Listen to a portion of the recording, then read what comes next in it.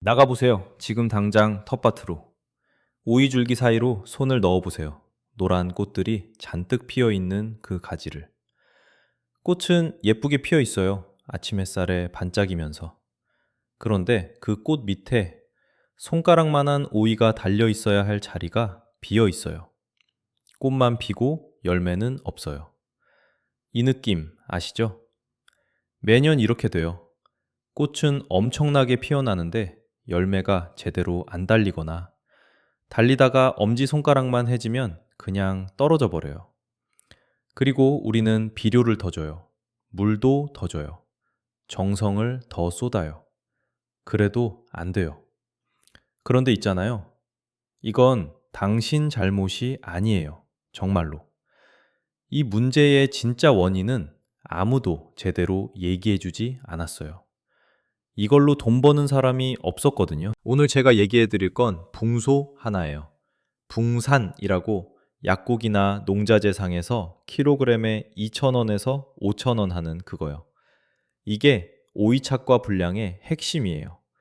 그걸 모르고 착과 촉진제 사겠다고 10,000원, 20,000원 쓰는 분들이 얼마나 많은지 몰라요. 생각해 보셨나요? 왜 꽃은 피는데 열매가 안 달리는지 그 이유를? 지금 이 얘기를 끝까지 안 들으면 오늘 텃밭에 나가서 또 꽃이 지는 걸 그냥 보게 될 거예요. 꽃 하나가 지면 오이 하나가 없어지는 거예요.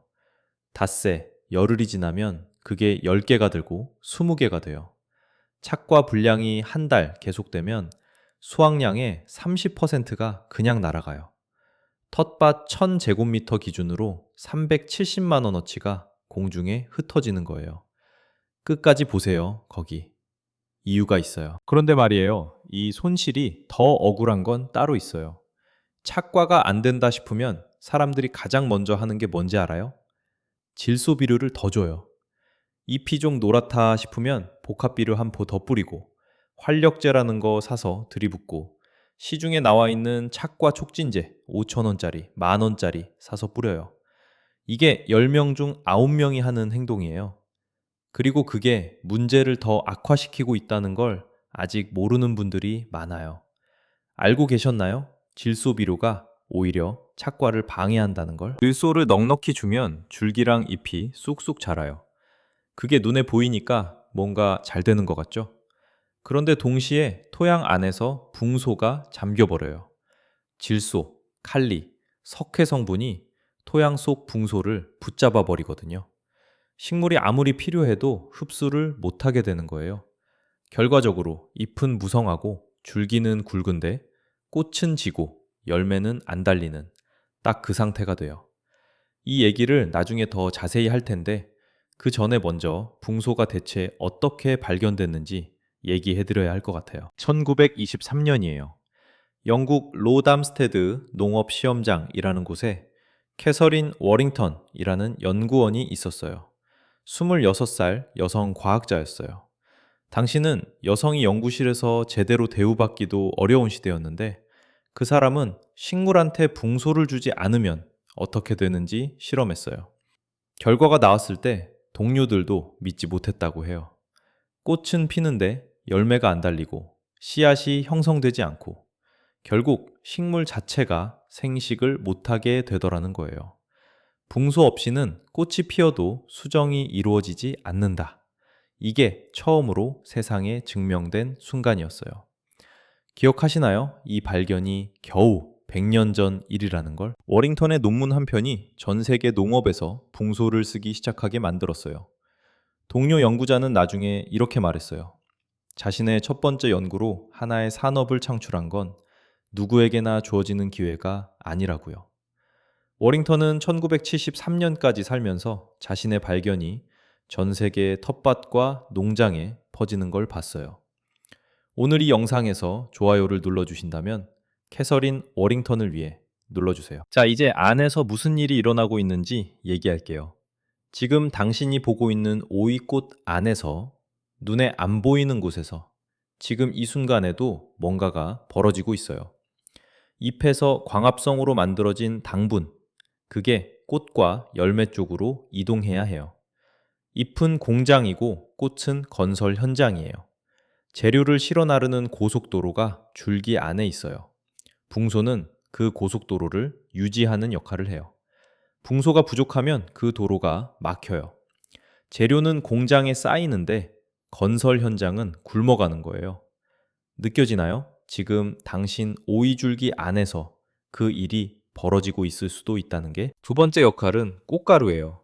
숫꽃에서 꽃가루가 만들어질 때 붕소가 없으면 그 꽃가루가 제대로 된 게 아니에요. 불임 꽃가루가 돼요. 수정을 할 수 없는 꽃가루예요. 벌이 날아와도 바람이 불어도 그 꽃가루로는 열매가 맺히지 않아요. 자물쇠가 있는데 열쇠가 망가진 거예요. 꽃은 온전해 보이는데 안에서는 이미 수정 불가능한 상태예요. 이게 지금 당신의 오이에서 무슨 뜻이냐면요. 증상이 꽃에서 보이기 2, 3주 전에 이미 세포 수준에서 문제가 시작돼 있다는 거예요. 꽃이 지고 나서야 알게 되지만 이미 그때는 늦은 거예요. 그래서 예방이 중요한 거고, 그래서 지금 당장 확인해야 하는 거예요. 당신은 어떤가요? 올봄에 질소비료를 주셨나요? 아니면 석회를 뿌리셨나요? 질소비료를 착과 불량 때 더 주는 게 왜 위험하냐면, 질소가 많아지면 토양 안에서 붕소를 흡수하는 통로가 경쟁에서 밀려버려요. 식물이 선택을 하는 거예요. 지금 당장 줄기와 잎을 키울 것인가? 꽃과 열매를 만들 것인가? 질소가 넘치면 영양생장, 즉 잎과 줄기 키우는 쪽으로 힘이 쏠려요. 생식생장, 즉 꽃 피우고 열매 맺는 쪽은 뒤로 밀려요. 결과적으로 잎만 무성한 오이 포기가 되는 거예요. 이거 해본 적 있어요? 댓글에 써주세요. 지역도 알려주세요. 같이 살펴봐요. 이제 어떻게 고치는지 알려드릴게요. 붕산을 따뜻한 물에 녹여서 뿌리는 거예요. 단계별로 순서대로. 첫째, 붕산 2g을 따뜻한 물 10리터에 녹여요.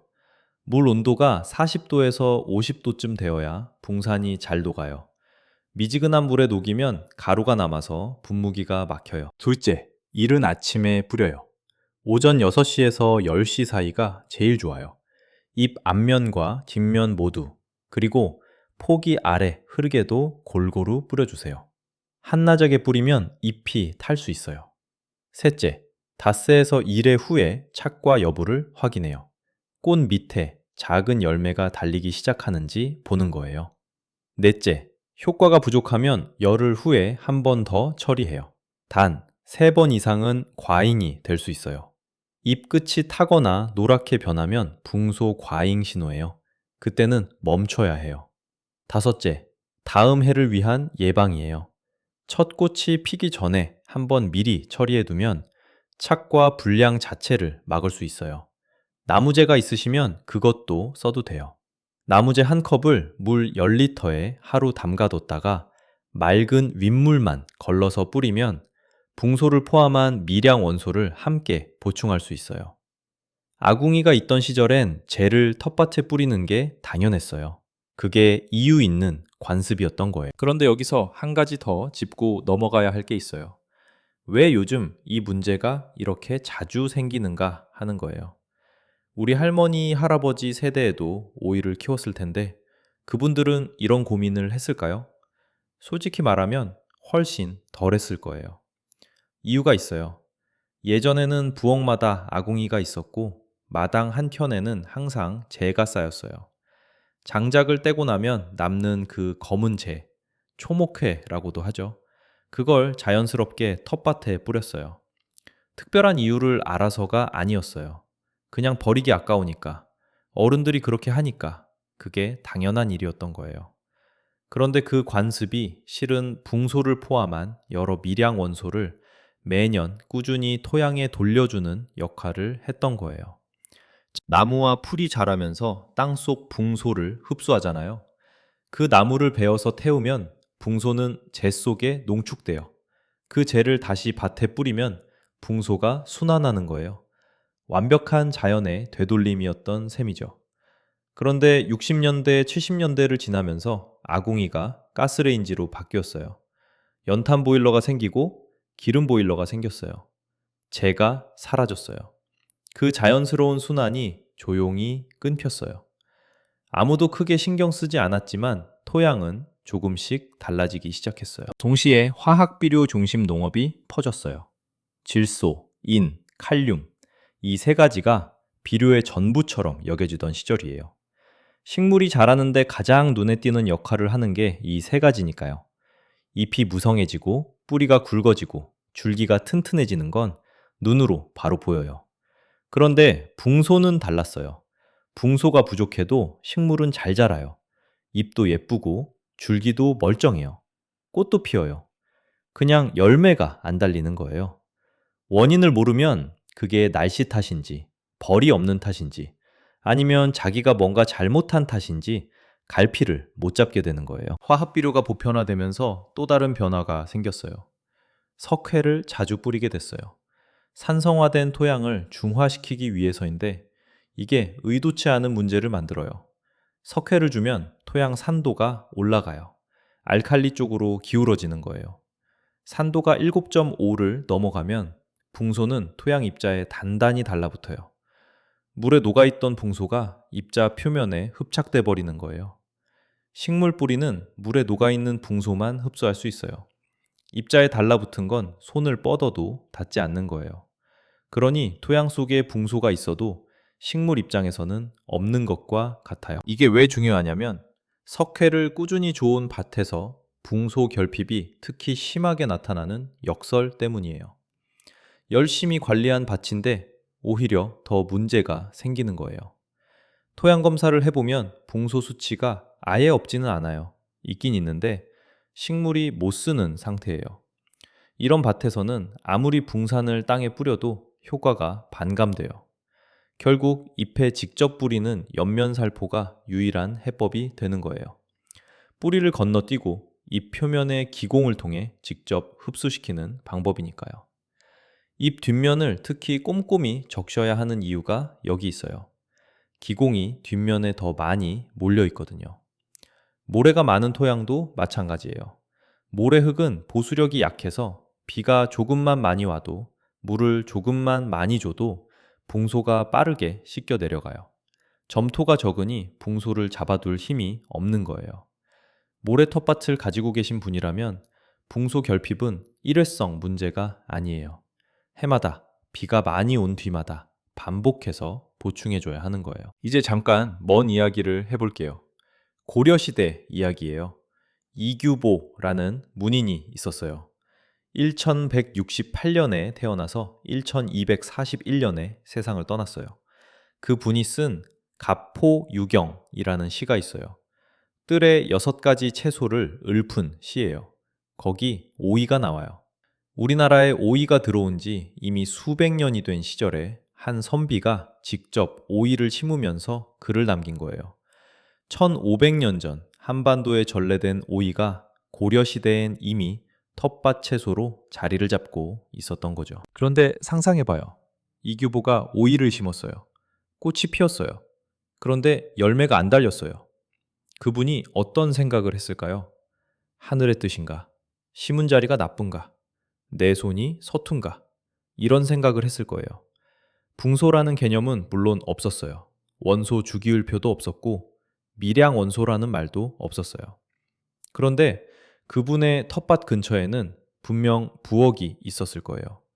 밥을 짓는 아궁이가 있었을 거고 재가 있었을 거예요. 어쩌면 부인이나 하인이 그 재를 밭에 뿌렸을 거예요. 그러면서 이듬해에는 열매가 달렸을 수도 있어요. 왜 효과가 있는지 몰랐지만 경험으로 알게 된 거예요. 이게 전통 농업의 지혜라는 거예요. 원리를 몰라도 수백 년의 경험이 쌓이면 몸으로 알게 되는 것들이 있어요. 재를 뿌리는 것, 퇴비를 넣는 것, 이런 관습들이 사실은 꽤 정교한 영양 보충 체계였던 거예요. 우리는 지금 붕산이라고 부르지만요. 그리고 붕소 처리 후 실제로 어떤 일이 생기는지 조금 더 들어가 볼게요. 붕산을 잎에 뿌린 뒤 24시간 안에 흡수가 시작돼요. 잎 표면에 기공으로 들어간 붕소 이온이 체관을 통해 이동하기 시작하는 거예요. 이 속도가 빠르진 않아요. 48시간에서 72시간 정도 지나야 꽃눈까지 도달해요. 그때부터 꽃가루관이 제대로 자라기 시작해요. 꽃가루관은 꽃가루에서 뻗어나와서 암술 안쪽까지 파고드는 가느다란 통로예요. 수정이 이루어지는 경로예요. 붕소가 없으면 이 관이 자라다가 멈춰요. 뻗다가 끊기는 거예요. 붕산 처리 후 사흘에서 나흘이 지나면 꽃가루관이 다시 정상 속도로 자라기 시작해요. 그리고 닷새에서 1회쯤 됐을 때 꽃 밑동에 작은 부푸름이 생기는 게 보여요. 씨방이 자라기 시작하는 거예요. 이게 눈으로 보이는 첫 신호예요. 이때 손가락 끝으로 살짝 건드려 보면 단단한 느낌이 나요. 이 감각을 한번 느껴보면 아, 이제 되는구나 하는 걸 바로 알아요. 기다리는 동안 불안하겠지만 그게 정상이에요. 인도원예 연구소에서 붕산 처리를 한 오이밭을 연구한 결과가 있는데 착과수가 20% 이상 늘었고 총 수확량이 25에서 35% 증가했어요. 특히 처음 붕소 결핍이 있던 밭에서 이 효과가 두드러졌어요. 결핍이 심했던 곳일수록 개선폭이 컸던 거예요. 꽃가루 형성 이상은 꽃이 피기 2주에서 3주 전부터 이미 시작돼요. 우리 눈에 꽃이 보이기 전에 세포 안에서 문제가 생기는 거예요. 꽃이 피었을 때 붕소를 뿌리면 이미 그 꽃의 꽃가루는 망가진 상태예요. 그 꽃을 살리기는 어렵고 다음 꽃을 위해 처리하는 거예요. 처리 후에 새로 만들어지는 꽃들이 정상 꽃가루를 갖게 되는 거거든요. 그래서 포기하지 말고 기다리는 거예요. 지금 피어 있는 꽃이 아니라 앞으로 필 꽃들을 위해 지금 뿌리는 거예요. 이제 이걸 하고 나면 어떤 일이 생기는지 얘기할게요. 붕산 처리를 하고 나면 사흘에서 닷새 사이에 꽃 밑동이 달라져요. 어제까지 텅 비어 있던 그 자리에 초록색 작은 돌기가 생겨요. 손가락 끝으로 살짝 건드려 보면 아직 말랑말랑한 그게 오이예요. 진짜 오이요. 이 느낌 올해 꼭 경험하셨으면 해요. 자, 우리가 오늘 얘기한 걸 정리해 볼게요. 첫 번째는 당분 고속도로예요. 잎에서 광합성으로 만들어진 당분이 꽃과 열매 쪽으로 이동하는 통로가 줄기 안에 있어요. 붕소는 그 통로를 열어두는 역할을 해요. 붕소가 부족하면 공장에서 만든 재료가 건설 현장에 닿지 못하는 거예요. 꽃은 피어 있어도 에너지가 안 공급되니까 그냥 져버리는 거예요. 붕산을 제때 주면 그 고속도로가 다시 열려요. 재료가 흐르기 시작하면 열매는 자연스럽게 달려요. 두 번째는 꽃가루 생식력이에요. 붕소 없이 만들어진 꽃가루는 불임이에요. 수꽃이 아무리 많이 피어도 벌이 아무리 열심히 날아다녀도 그 꽃가루로는 수정이 안 돼요. 자물쇠는 있는데 열쇠가 망가진 상태예요. 이게 증상으로 보이기 2, 3주 전에 이미 세포 안에서 시작돼 있어요. 붕소를 제때 공급하면 다음 꽃가루부터는 제대로 된 거예요. 수정이 가능한 꽃가루가 만들어지기 시작해요. 세 번째는 질소 과잉 함정이에요.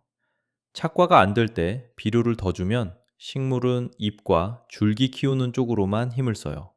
생식 생장이 밀려나는 거예요. 게다가 질소와 석회가 흙 속 붕소를 붙잡아 버려서 식물이 아무리 필요해도 흡수를 못해요.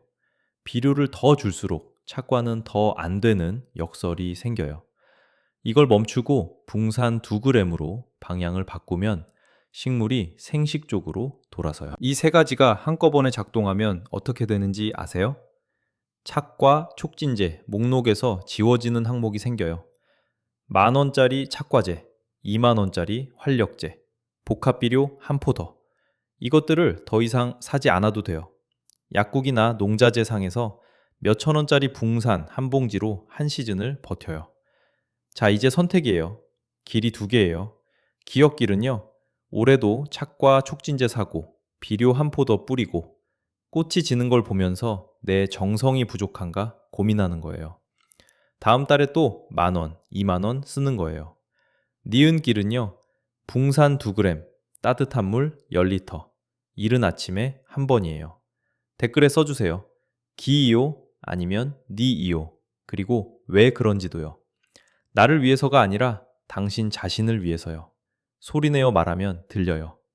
올해 오이를 몇 포기 키우는지, 어느 지역인지도 알려주세요. 같은 지역 분들이 댓글에서 서로 만나기도 하거든요. 지금 이 순간 당신 텃밭 흙 속에서는 보이지 않는 일이 벌어지고 있어요. 뿌리가 수분을 빨아들이고 이온들이 세포막을 드나들고 광합성으로 만들어진 당분이 줄기를 타고 꽃 쪽으로 이동하고 있어요. 붕소가 있으면 그 이동이 물 흐르듯 이루어지고 꽃은 받아야 할 걸 받아서 열매로 바뀌어요. 뿌리에서 꽃까지 이어지는 당분 고속도로가 열려 있는 것. 그게 전부예요. 당신이 붕산 2g을 물에 녹여 아침 이슬 맺힌 잎에 뿌릴 때 단순히 열매를 더 다는 것보다 더 많은 걸 하는 거예요. 식물에게 본래 하려던 일을 할 수 있도록 길을 열어주는 거예요. 오이는 원래 열매를 맺도록 설계되어 있어요. 그 설계가 작동하려면 딱 하나가 필요했던 거예요. 힘은 착과 촉진제에 있지 않아요.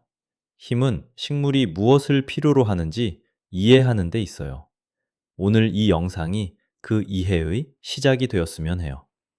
다음 영상에서는 토마토